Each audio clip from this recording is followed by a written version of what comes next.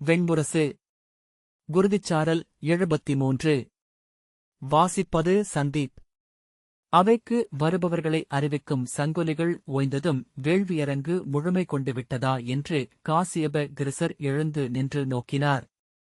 அவருடைய மாணவர்கள் அந்தணர் நிறையிலும் அரசர் நிறையிலும் முனிவர் நிறையிலும் நின்று விழிகளால் தொட்டு எண்ணி நோக்கி அவை நிறைந்துள்ளது என உணர்ந்ததும் கைகூப்பி அவருக்கு அறிவித்தனர். காசியப கிருசர் திரும்பி வேள்விப் பொருட்களை மேல்நோக்கு செய்து கொண்டிருந்த குத்ச தாரகரிடமும் அப்பால் வேள்விக் குளங்களை நோக்கிக் கொண்டிருந்த மௌத்கலிய தேவதத்தரிடமும் வினவினார். அவர்கள் கைகூப்பியதும் அவருடைய மாணவனிடம் மெல்லிய குரலில் ஆணையிட்டார். அவருடைய மாணவனாகிய பாவகன் மூச்சிறைக்க ஓடி துரியோதனனின் அருகே சென்று குனிந்து வேள்வி தொடங்கவிருப்பதை சொன்னான். தேவதத்தரின் மாணவன் வலம்புரிச்சங்கை மும்முறை ஒலித்தான். அவை அமைதியடைந்து நோக்கியது. காசியப கிருசர் கைகூப்பியபடி வேள்வியவை முன் சென்று நின்று 3 புறமும் நோக்கி வணங்கியபின் உரத்த குரலில் அவை நிறைந்திருக்கும் முனிவர்களை வணங்குகிறேன், அந்தணர்களை வணங்குகிறேன், அரசர்களை வாழ்த்துகிறேன். இங்கு சொல்வன பிழையிலாதாகுக்கு, ஆற்றுவன நலமே பயப்பதாகுக்க, எண்ணுவன இலக்கெய்துக, அனைத்தும் நன்னிறைவடைக. ஆம், அவ்வாறே ஆகுக என்றார். ஆம், ஆம், ஆம் என அவை அதை ஏற்று குரல் எழுப்பியது. வேதச்சொல் என மண்ணிறங்கிய பேரருளை வணங்குவோம். மண்ணில் அழி என்றும் அறமென்றும் பரவியிருக்கும் அது நம்மை ஆளட்டும் என காசியப கிருசர் தொடர்ந்தார். இந்த அவையில் பரத்வாஜம், கௌசிகம், வாத்சம், கௌண்டின்யம், காசியபம், வாசிஷ்டம், ஜாமதக்னம், வைஸ்வாமித்ரம், கௌதமம், ஆத்ரேயம் என்னும் 10 முதற்குலங்களையும் சார்ந்த அந்தணர் அவையமர்ந்திருக்கிறீர்கள். அகத்திய, அங்கிரீச, வாதூல, பார்க்கவ, சியவன, கலப்பிய, கர்க, மைத்ரேய, மாண்டவிய, சாண்டில்ய, சௌனக, வால்மீகி குறுநிலைகளைச் சேர்ந்த அந்தணர் வருகை புரிந்துள்ளீர்கள். உங்கள் அனைவரையும் வணங்கி வரவேற்கிறேன். இந்த வேள்வியவை பாரத வருஷத்தில் நிகரற்றது என்னும் பெருமையை இந்நகர் கொள்க. வாழ்த்தொலிகள் நடுவே காசியப கிருசர் தொடர்ந்தார். பாரதத்தில் வேதப்பயிர் காக்கும் பொருட்டு அருந்தவம் முதிர்ந்த பிரஜாபதிகளால் உருவாக்கப்பட்ட 56 க்ஷத்திரிய அரசர்களில் பெரும்பாலும் அனைவரும் இங்கு அமர்ந்திருக்கிறீர்கள். இந்த அவையில் மண்மறைந்த அத்தனை அரசர்களும் தங்கள் வாழ்த்துக்களுடன் வந்து நின்றிருக்கிறார்கள். அவர்கள் வாழ்க்க, வேதம் வாழ என்றும் அவர்களின் கொடிகள் அரணமைப்பதாகுக்கு அரசர்கள் தங்கள் கோல்களை தூக்கி ஆம், ஆம், ஆம் என ஓசையிட்டனர். அவையினரே, இங்கு இந்த வேள்விச்சாலையில் மகாசத்திர வேள்வி ஒன்று நிகழவிருக்கிறது. அஸ்தினபுரியின் அரசரும் விசித்திர வீரியரின் பெயர்மைந்தரும் தார்த்தராஷ்டிரருமான துரியோதனரும் வேதச்சொல் காக்கும் பொருட்டு அவருடன் உடனிணைந்துள்ள க்ஷத்திரிய அரசர்களும் போர் வெல்லும் பொருட்டும் விழைவன எய்தும் பொருட்டும் அவர்களின் செயல்களினூடாக நால்வேதம் வகுத்து நெறி நிலை கொள்ளும் பொருட்டும் இந்த வேள்வி இங்கே நிகழவிருக்கிறது என காசியப கிருசர் தொடர்ந்தார். தொன்னூல்கள் வகுத்த மகாசத்திர வேள்வியாகிய புருஷமேதம் இங்கே நிகழவிருக்கிறது. அதர்வ வேதியரான குத்ச குலத்து தாரகரும் மௌத்கலிய குலத்து தேவதத்தரும் துணை நின்று உதவ, வசிட்டரின் மைந்தர் அதர்வா வகுத்தளித்து தொல்மரபின் அடிப்படையில் ஹிரண்யகர்ப்பம் என்னும் அதர்வ வேத குழுவினரால் அவர்களின் தலைவர் அமூர்த்தர் வேள்வித் தலைவராக அமைய இந்த வேள்வி இங்கே நிகழ்த்தப்படவுள்ளது. மகாசத்திர வேள்விக்குரிய அனைத்தும் இங்கு ஒருங்கியிருக்கின்றன. புருஷமேதத்திற்குரிய தூய பலிகொடைகள் அனைத்தும் சித்தமாக உள்ளன. இந்த வேள்வி இங்கு சிறப்புற நிகழ்ந்தேற இங்கு கூடியிருக்கும் அவையின் வாழ்த்துக்களை வேண்டுகிறேன். அவை அமைதியாக இருந்தது. எவரேனும் முதற்சொல் உரைக்க வேண்டும் என அவர்கள் காத்திருப்பதை உணர முடிந்தது. ஒவ்வொருவரும் பிறரை பார்த்தபடி அமர்ந்திருந்தனர்.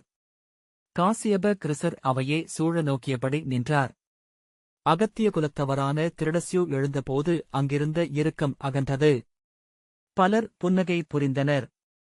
திருடஸ்யு, வைதிகரே, இவ்வேள்வியை இங்கு நிகழ்த்துவதற்கான இன்றியமையாமை என்ன என்று அறிய விரும்புகிறேன் என்றார்.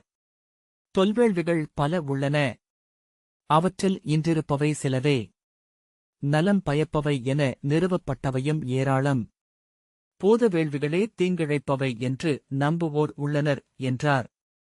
காசியப கிருசர் முனிவரே, 5 வேள்விகளை தன் பொருட்டும் குடிகள் பொருட்டும் அரசர் ஆற்றியாக வேண்டும் என்கின்றன நூல்கள். அவை பிரம்ம யக்ஞம், பித்ரு யக்ஞம், தேவ யக்ஞம், பூத யக்ஞம், புருஷ யக்ஞம். இவை அஹுதம், ஹுதம், பிரஹுதம், பிராமியம், பிராசிதம் என அழைக்கப்படுகின்றன. பிரம்ம யக்ஞம் பயிற்றலும் கற்றலுமென நிற்பது. பித்ரு யக்ஞம் முன்னோர் நினைவை நிலைநிறுத்துகிறது. தேவயக்ஞம் மண்ணுக்கு விண்ணவரின் அருளைக் கொண்டு வருகிறது. பூத யக்ஞம் மண்ணை வளம்மிக்கதாக்குகிறது. பருப்பொருட்களை ஆளும் தெய்வங்களை மகிழ்விக்கிறது. புருஷ யக்ஞம் குடியினரை நலமுறச் செய்கிறது என்றார். எளிய மானுடன் இவ்வேள்விகளை தன் அன்றாடச் செயலால் இயற்றலாம் என்கின்றன நூல்கள். பயிற்றுதல், முன்னோரை வணங்குதல், இறை தொழுதல், மண்செழிப்புறச் செய்தல், விருந்தினரை வரவேற்றல் ஆகிய 5ஐயும் செய்பவன் 5 வேள்விகளை செய்தவனேயாவான். அரசனோ தன் குடிகள் இயற்றும் 5 வேள்விகளையும் ஒருங்கிணைப்பவன். அஸ்தனபுரியில் இவ்5 வேள்விகளும் ஒவ்வொரு குடியினராலும் இயற்றப்படுகின்றன என்பதையே இங்குள்ள பெருவேள்விகள் அறிவிக்கின்றன. ஐவகை வேள்விகள் இயற்றப்படும் மண் தூயது, தெய்வங்களால் காக்கப்படுவது. தன்னை காத்துக் கொள்ளும் பொறுப்பும் தன் எல்லைகளை விரிக்கும் கடமையும் அதற்குண்டு. அதை எதிரிகள் சூழ்வார்களென்றால் அன்னை புலி சீற்றம் கொண்டு எழுவது போல அது போர்க்கோலம் கொள்ள வேண்டும் என்கின்றன நூல்கள். அதன் நகங்களும் பற்களும் ஆகின்றது அதர்வம். அதன் பெருங்குரலாகிறது யஜுர். அதன் மூச்சாகிறது சாமம். அந்தணரே, அதன் விழிகளாகிறது ரிக். சினந்தெழுவது வேதமேயாகும். அஸ்தனபுரி தன்னை எதிர்க்கும் வேத மறுப்பாளர்களுக்கு எதிராக பிடரிசிலிர்த்து நிலமறைந்து அறைகூவல் விடுக்கிறது. இன்று வேதம் காக்கும் தெய்வங்கள் அதனிடம் கேட்கின்றன, நீ எதுவரை எங்களுடன் நின்றிருப்பாய், எவ்வளவு அளிப்பாய் என. இறுதி வரைக்கும் என்றும் எல்லாவற்றையும் என்றும் அவற்றுக்கு மறுமொழி உரைக்க வேண்டியிருக்கிறது. இந்த புருஷமேத வேள்வி அதன் பொருட்டேயாகும். இது விண்ணோக்கி அளிக்கும் ஒரு வாக்குறுதி என்றார் காசியப கிருசர். 50 வேள்விகள் அன்றாடம் நிகழ வேண்டியவை. வாழ்வென அமைய வேண்டியவை. அவற்றின் உச்சங்களே முப்பெரும் அழைப்புகளும் 50 கொடைகளும். வாஜபேயம், அக்னிஹோத்திரம், அதிராத்திரம் என்னும் முப்பெரும் அழைப்புகள் மண்ணில் தேவர்களை இறக்குகின்றன. கோமேதம், அஸ்வமேதம், அஜமேதம், மகிஷமேதம், புருஷமேதம் என்னும் 5 கொடைகள் மானுடரை அவர்களின் படைக்கலங்களாக்குகின்றன.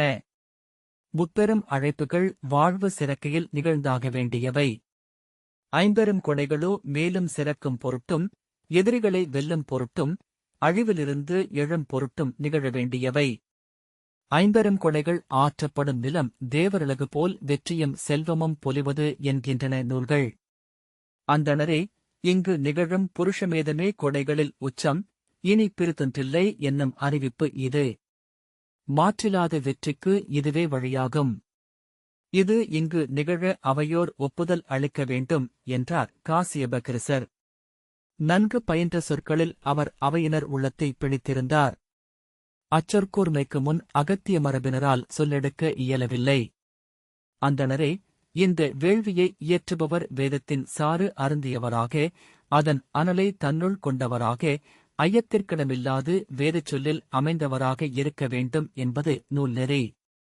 ஏனென்றால் இதை இயற்றுபவர்தான் கொண்டதன் பொருட்டு தன் கொடிகளை, தன் நிலத்தில் உள்ள பல்லாயிரம் உயிர்களை பலியிட எழுகிறார். பிழையென ஒன்று நிகழ்ந்துவிட்டால் பேரழிவே என்றும். வேதத்தின் பொருட்டு அழுந்தவர்களை விட வேதப்பிழையின் பொருட்டு அழுந்தவர்களே மிகுதி என்கின்றன தொல்வரலாறுகள். உங்கள் அரசர் அவ்வண்ணம் அமைந்தவரா என்றார் திருடஸ்யூ. காசியப கிருசர் ஆம் என்றார். வாளின் பிடியழகும் அலகின் வளைவும் கூறின் பொருட்டே என உணர்ந்தவர் அவர். அதில் ஐயமற்றிருக்கிறார் திருடஸ்யூ. அதற்கு என்ன சான்று என்றார். இந்த வேள்வியின் காவலராக அவர் வந்தமைவதே சான்று. இது காட்டறிமுன் அமர்வது என்று அறிந்தவர் அவர் என அறியாதோர் எவருமில்லை என்றார் காசியப கிருசர். வேதம் அதன் எதிரிகளால் சூழப்பட்டுள்ளது. வேதச்சொல் காக்கும் தெய்வங்களின் படைக்கலமாக தன்னை அளிக்கிறார் அஸ்தனபுரியின் அரசர். திருடஸ்யு இவ்வேள்வியை ஒழிய வேண்டும் என்று இந்த அவையில் கோரவே நான் என் உடன்பிறந்தானுடன் வந்தேன். எதன் பொருட்டும் தன்னையும் தன்னை சார்ந்தவற்றையும் முழுதளிக்க அரசனுக்கு உரிமை இல்லை. ஆணவத்தால் பெருவிழைவால் அவன் பிழை செய்யலாம். அவையோரே நலம் நாடியும் அறம் நின்றும் அழிகொண்டும் அவன் அதைவிட பெரும்பிழையை செய்யலாம். பேரழிவை கொண்டு வந்து தன் காலத்தின் மேல் சுமத்தலாம். அறவோர் அவனுக்கு இதை எடுத்துரைக்க வேண்டும். அவை புகுந்து சொல்ல எனக்கு உரிமையில்லை. அந்தணர் முன் நின்று இதை சொல்ல விழைகிறேன். இங்குள்ளோர் இந்த வேள்விக்கு ஒப்புதல் அளிக்கலாகாது என கைகூப்பிய பின் அமர்ந்தார். காசியப கிருசர் அகத்தியரே, தங்கள் சொல் அவை முன் நிற்கட்டும். இங்குள்ள அந்தணரும் முனிவரும் அரசரும் அதை உளங்கொண்டு தங்கள் முடிவை எடுக்கட்டும் என்றார். ஆனால் அனைவரும் உணர ஒன்றுண்டு. பலி இன்றி போர் இல்லை. முழுதளிப்பதையே பலி என்கிறோம். முழுதளிக்கிறோம் என்னும் சொல்லே இங்கு வேள்வி என உருக்கொள்கிறது. இது நிகழ அவை ஒப்புதல் அளிக்க வேண்டும். சுகரின் மைந்தரான தேவசுதர் எழுந்து, அதர்வரே, வேதம் வாழ்வது அச்சொல்லில் அல்ல, அதற்கப்பால் அதன் பொருளிலும் அல்ல, அதற்கும் அப்பால் ஒலியிலும் அல்ல, அதற்கும் அப்பாலுள்ள உணர்வில் கூட அல்ல, எங்கிருந்து அது எழுந்ததோ அங்கு என்றார். அங்கிருக்கும் அது தன்னை முனிவரின் தவத்தில் உணர்வென்றாக்கியது. அதை பிறர் செவிகொள்ளும் பொருட்டு ஒலி என்றாக்கினர். உளம் கொள்ளும் பொருட்டு பொருள் என்றாக்கினர்.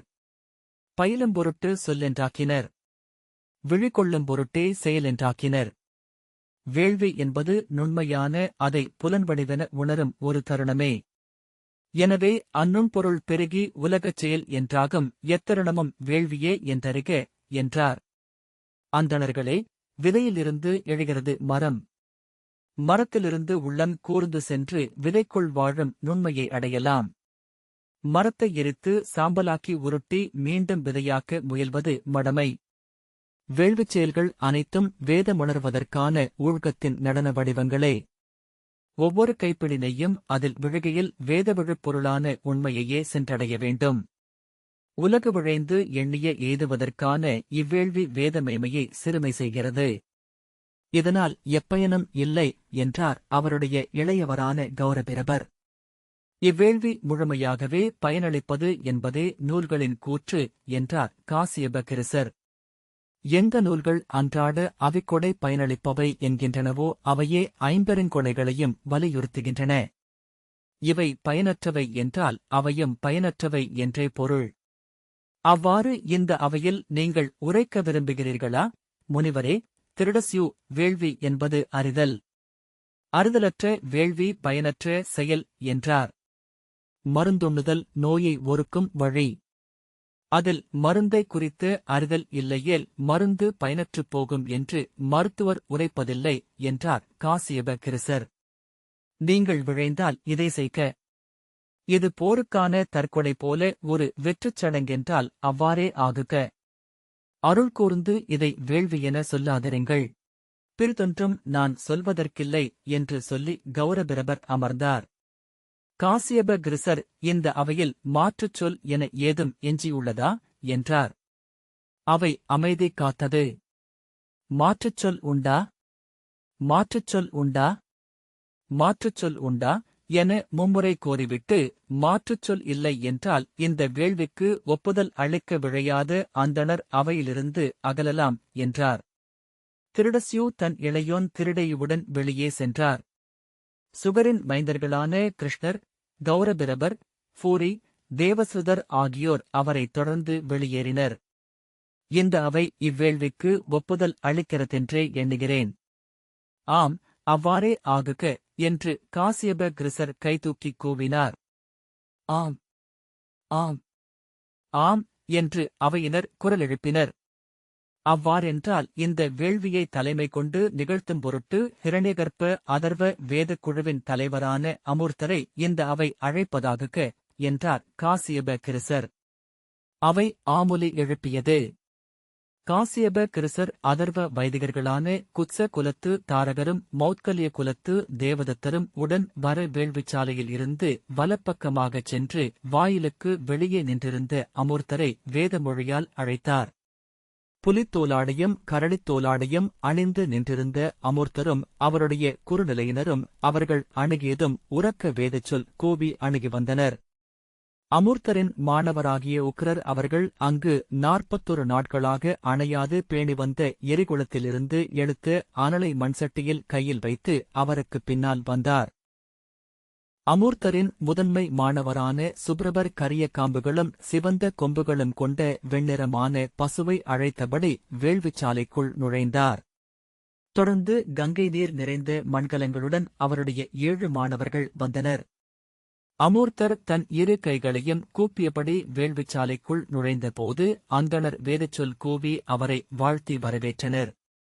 காசியப கிருசரும் தாரகரும் தேவதத்தரும் அவரை எதிர்கொண்டு வேள்வித் தலைவருக்கான எண்கால் பீடத்திற்கு அழைத்துச் சென்றனர். காலையிலேயே அரணிக்கட்டை உரசி எழுப்பப்பட்டு 3 அந்தணரால் அவையளித்து பேணப்பட்ட தென்னெறியை மும்முறை சுற்றி வந்து வணங்கி அவர் பீடத்தில் அமர்ந்தார். காசியப கிருசர் இவ்வேள்விப் பந்தலை அமைத்த சிந்து நாட்டு சிற்பியான பரமரும் அவருடைய மாணவர்களும் இவ்வேள்வியின் முதற்பயனைக் கொள்க என்று அறிவித்தார். அவையினர் வாழ்த்த பரமர் தன் 7 மாணவர்களுடன் வேள்வித் தலைவரின் பீடத்தை அணுகி வேள்விப் பந்தலை அமைத்திருந்து மூங்கில்களில் வெட்டிய ஒரு கிளையை அவரிடம் அளித்து வேள்வி நிலையை அவரிடம் ஒப்படைத்தார். அவரை வணங்கி அருள் பெற்றபின் இடப்பக்கமாக சென்று வேள்வி நிலையிலிருந்து வெளியேறினார். அனைவருமே அங்கு நிகழும் அனைத்தையும் வெற்றுச் சடங்கென கருதி பிறிதொன்றுக்காக காத்திருப்பதாக சுப்ரியை உணர்ந்தாள். அவர்களின் விழிகள் கர்ணனையே தொட்டு மீண்டு கொண்டிருந்தன. எவருக்கும் இச்சடங்குகளில் ஆர்வமில்லை என அவள் மெல்லிய குரலில் சொன்னாள். பானுமதி ஆம் இல்லை என்றால் அகத்தியரின் குரலுக்கு 100 எதிர்ப்புகளும் ஆதரவுகளும் எழுந்திருக்கும். இன்றைய நாள் அதிலேயே முடிந்திருக்கும் என்றாள். காசியப கிருசர் இந்த வேள்விநிலை இருள் தெய்வங்களிடமிருந்து தேவர்களால் காக்கப்படுக, எதிர்நிற்கும் மானுடரிடமிருந்து தெய்வங்களால் வலுவூட்டப்பட்ட வேள்விக்காவலரால் காக்கப்படுக. இந்த வேள்வியின் அனைத்து நற்பலன்களும் சொல்லாலும் பொருளாலும் அருளாலும் இவ்வேள்வியை அமைத்த அஸ்தினபுரியின் அரசர் துரியோதனருக்கே உரியது. இந்த வேள்வியின் காவலராக அவரை அவையமர அழைக்க வேண்டும் என்று வேள்வித் தலைவரை இறைஞ்சுகிறேன் என்றார். அவை ஆமுலி எழுப்பியது. அமூர்த்தர் எழுந்து அஸ்தினபுரியின் அரசரும் தார்த்தராஷ்டிரருமான சுயோதனர் இந்த வேள்வியை காவல் நின்று நிகழ்த்தும்படி அழைக்கிறேன் என்றார். துரியோதனன் கைகூப்பியபடி சென்று தென்னெறியை வலம் வைத்து அமூர்த்தரின் கால் தொட்டு வணங்கினான். அவனை அவருடைய 2 மாணவர்கள் அழைத்துச் சென்று பீடத்தை காட்டினர். தாரகர் துரியோதனன் தலையில் மென்மரத்தாலான கொந்தையை சூட்டினார். தேவதத்தர் அவன் கழுத்தில் மலர் மாலையை அணிவித்தார். அஸ்தினபுரியின் 7 குடித்தலைவர்கள் இணைந்து வேள்விக்காவலுக்கான மூங்கில்கழியை அவன் கையில் அளித்தனர். அவன் வேள்வித் தலைவரையும் அவையையும் வணங்கிவிட்டு கல்லால் ஆன பீடத்தில் அமர்ந்தான். அஸ்தினபுரியின் 7 முதுமங்கலைகள் வந்து பானுமதியை அழைத்துச் சென்று துரியோதனன் அருகே பீடத்திலமரச் செய்தனர். பானுமதி கையில் மூங்கில் நாழியில் நிறை நெல்லுடன் சென்று தென்னெறியை வலம் வந்து வேள்வித் தலைவரை வணங்கி தன் பீடத்தில் அமர்ந்தாள். அவளுக்கு தலையில் மலர்களான முடியையும் மாலையையும் முதுமகளிர் அணிவித்தனர்.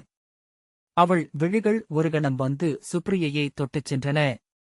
நெஞ்சடைக்க மூச்சுத் திணற அவள் விழி விலக்கிக் கொண்டாள்.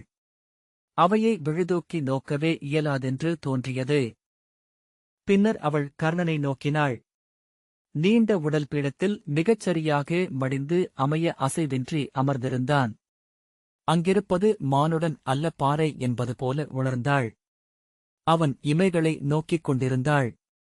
அவை அசைவது போல தெரியவில்லை. அவன் நோக்கு காலடை மண்ணை நோக்கி சரிந்திருந்தது. துரியோதனையும் பானுமதியையும் வேள்விக்காவலர்களாக நிறுத்தும் சடங்குகள் நிகழ்ந்து கொண்டிருந்தன. பானுமதியின் இடக்கையிலும் துரியோதனனின் வலக்கையிலும் தர்ப்பையால் காப்பு கட்டப்பட்டது.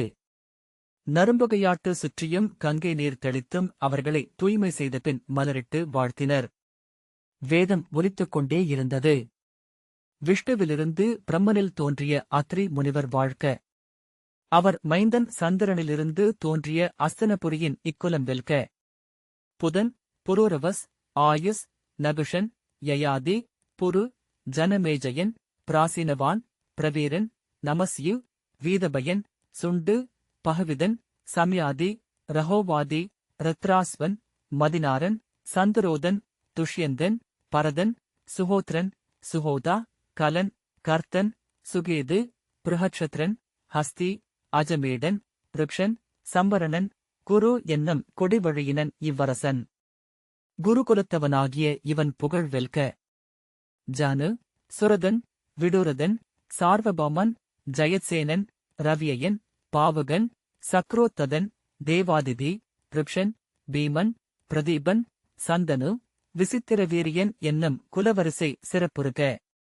திருதராஷ்டிரனின் மைந்தனாகிய இவ்வரசனால் இவ்வேள்விச்சாலை காக்கப்படுவதாக என்று அதர்வ வைதிகரான மௌத்கல்ய குலத்து தேவதத்தர் வாழ்த்த அவையினர் வாழ்க வாழ்க என ஒலித்தனர். காசியப கிருசர் எழுந்து கைகூப்பி அஸ்தினபுரியின் அரசரின் காவல் துணைவராக அங்க நாட்டரசர் விருஷசேனரை அமரச் செய்ய இந்த அவை ஒப்புதல் அளிக்க வேண்டும் என்றார். அவையில் அமைதி செறிந்திருந்தது.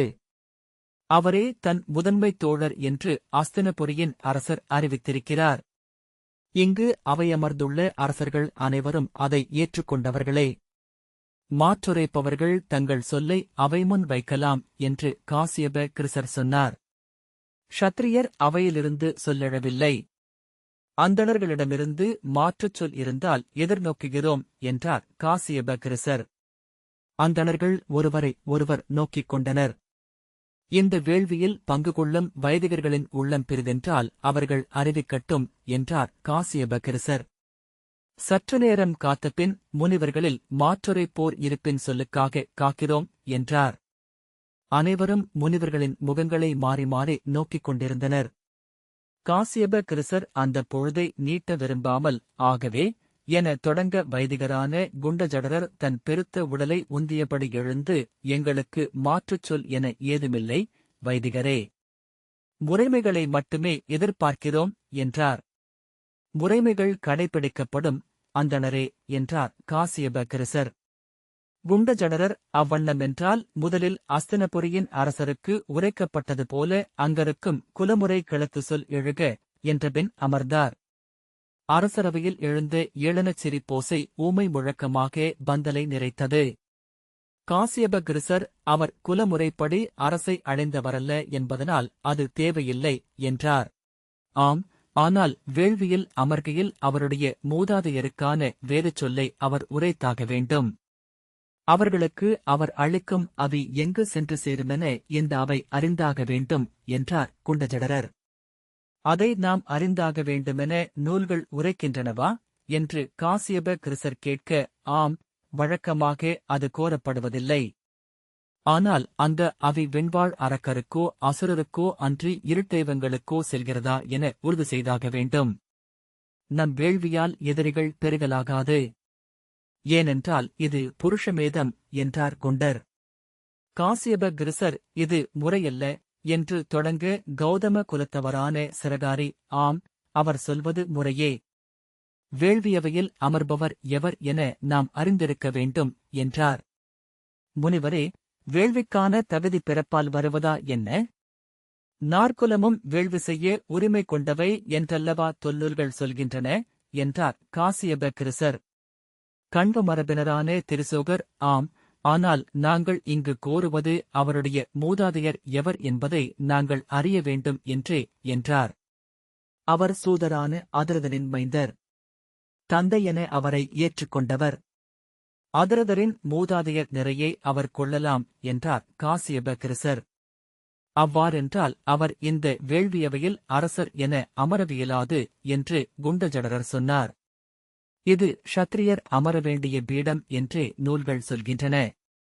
பிறப்பால் க்ஷத்ரியர் அல்லாதவர் உரிய வேள்விச் சடங்குகள் வழியாக தன்னை க்ஷத்ரியரென ஆக்கிக் கொள்ள வேண்டும். அவர் அச்சடங்குகளை செய்திருக்கிறாரா? காசியப கிருசர் திகைத்து துரியோதனனை நோக்கிவிட்டு கர்ணனை நோக்க அவன் எழுந்து, இல்லை, அச்சடங்குகளைச் செய்ய நான் என் தந்தையையும் தாயையும் துறந்து பசுவின் கருக்குழியில் மீண்டும் பிறந்தெழ வேண்டும் என்று எனக்கு சொல்லப்பட்டது. ஒருபோதும் அவர்களை துறக்க என்னால் இயலாது என்றேன் என்றான். வசிட்ட மரபினரான குந்ததந்தர், அவ்வாறெனில் நீங்கள் க்ஷத்ரியர் அல்ல, நீங்கள் இந்த அவையில் காவலராக அமர இயலாது என்றார். கர்ணன், இந்த வேள்விக்கான பொருளனைத்தும் என் படைவல்லமையால் ஈட்டப்பட்டவை. இந்த வேள்வி வரவிருக்கும் போரின் பொருட்டு நிகழ்த்தப்படுவது. அப்போரில் வெல்ல என் வில்லின்றி இயலாது. அந்தணரே, நான் வினவ விரும்புவது இதுவே. வேதம் காக்க எழும் உரிமை எனக்கில்லையா என்றான். 4 குலங்களுக்கும் அவ்வுரிமையும் கடமையும் உண்டு. அங்கரே, சூதராக நின்றே நீங்கள் அக்கடமையை செய்ய முடியும் என்றார் குண்டஜடரர். அவ்வாறென்றால் நான் வரவிருக்கும் போரில் படைக்கலம் ஏந்தலாகாதா? சம்மட்டி ஏந்தி தேர்ப்பாகனாகத்தான் அமர்ந்திருக்க வேண்டுமா என்று கர்ணன் கேட்டான். இந்த அவை சொல்லட்டும். நான் போர்முகப்பில் நிற்கலாமா? நான் சூதன் மட்டுமே என இங்கு அறிவிக்கப்படுமென்றால் வில்லேந்தும் உரிமையை இழந்தவன் ஆவேன். காசியப கிருசர், ஆம் அரசர்களே, இங்கு அங்கரை அஸ்தினபுரியின் அரசர் தன் காவல் துணைவராக அமரச் செய்ததே வேள்வி நிலையின் ஏற்பு அவ்வுரிமையை அவருக்கு அளிக்கும் என்பதனால்தான். அவை திகைத்தது போல அமர்ந்திருந்தது. மீசையை மெல்ல நீவியபடி கர்ணன் அவர்கள் எவரையும் நோக்காத விழிகளுடன் நின்றான். துரியோதனன் அங்கில்லாதவன் போலிருந்தான். குந்ததந்தர் கண்கள மூடி சில கணங்கள் அமர்ந்திருந்த பின் விழித்துக் கொண்டு, நாங்கள் அரசு சூழ்தலை எண்ண முடியாது. எங்கள் பணி பிழையின்றி வேள்வி நிகழ்த்தி முழுமை செய்வது மட்டுமே. எது தொல்வேத நெறியோ அதை மட்டுமே இந்த அவையில் நாங்கள் சொல்ல முடியும். அங்கர் வேள்வித் துணைவராக அமர இயலாது என்றார். காசியப கிருசர், ஆனால் என தொடங்க, அவர் இல்லாமல் இப்போர் தோற்குமென்றால், வேதம் அழியுமென்றால் அது தெய்வங்களின் ஆணை என்றே பொருள். வேதத்தை மானுடர் காப்பதில்லை, மானுடரையே வேதம் காக்கிறது என்றார். மானுடர் வேதக்காவலர்களான தெய்வங்களின் கைகளில் படைக்கலங்களே. தெய்வங்களுக்கு அங்கரு, துரியோதனரு, பீஷ்மரு தேவையில்லை. வேதங்கள் விழைந்தால் அவை எளிய வீரர்களையே தங்கள் கைகளில் ஏந்திக் கொள்ளும் என்று சிறகாரி சொன்னார். ஆம், ஆம் என்றனர் பிற முனிவர்கள். கண்வ மரபினரான திருசோகர் உரத்த குரலில் மறுசொல் இல்லை. இதுவே எங்கள் முடிவு என்றார். அந்தணர் அவையிலிருந்து முதிய அந்தணர் எழுந்து, ஆம், அதையே நாங்களும் கூறுகிறோம் என்றார். க்ஷத்திரியர்களின் அவை முழக்கமிட்டு அதை வழிமொழிந்தது. இந்த வாசிப்பை கேட்டதற்கு நன்றி.